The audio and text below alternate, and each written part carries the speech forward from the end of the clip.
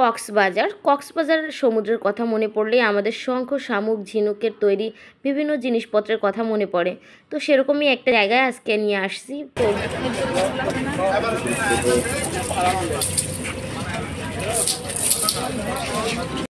তো এই শব্দটা আপনাদের কাছে কেমন লেগেছে?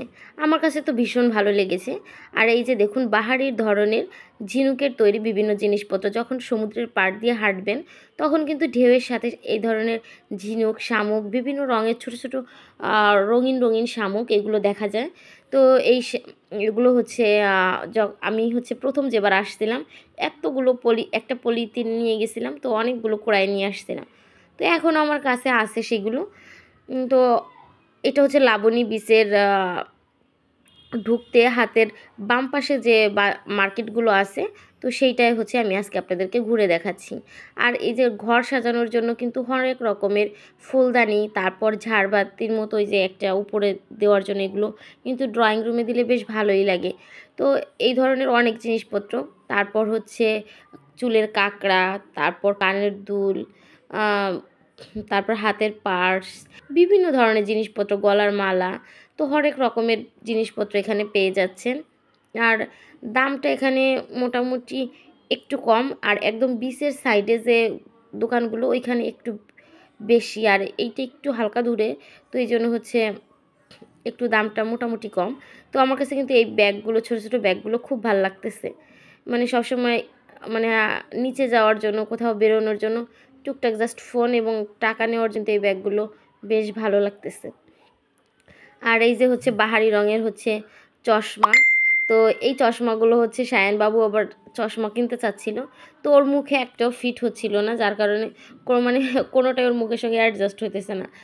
তো আর এই জন্য কিনি নাই। আবার হচ্ছে এই যে রোড সাইডে যে ভ্যানে করে হচ্ছে আবার কিছু যে বিক্রি করতেছে, এগুলো কিন্তু 20 টাকা 30 টাকায় হচ্ছে এগুলো হচ্ছে পেয়ে যাবেন।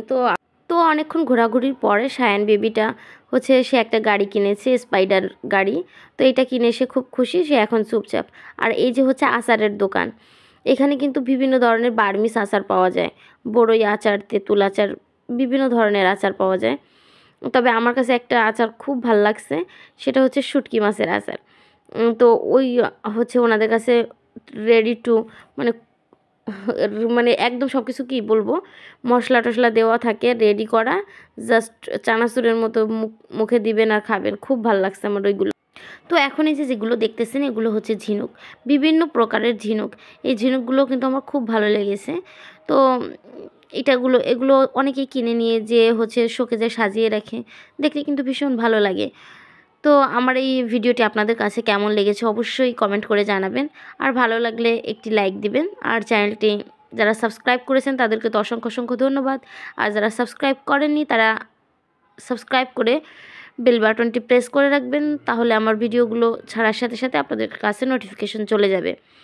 তো যেহেতু তো অনেক কষ্ট করে ভিডিও বানিয়েছি, আপনারা প্লিজ একটা লাইক দিবেন। আপনারা যদি একটা লাইক দেন তাহলে বুঝবো আপনাদের কাছে আমার এই ভিডিওটি ভালো লেগেছে। আর এইটা হচ্ছে সামুদ্রিক মাছ, তারপর কাঁকড়া, এগুলো ফ্রাই এই দোকানটায় পাওয়া যায়। এটা হচ্ছে প্রথম দিকের দোকান। আর একদম এই লাইনের শেষ মাথায় একটা দোকান আছে কড়াই, তো ওইখানের খাবারগুলো অনেক ভালো এবং ফ্রেশ। আপনারা চাইলে একবার সেখানে ট্রাই করে দেখতে পারেন।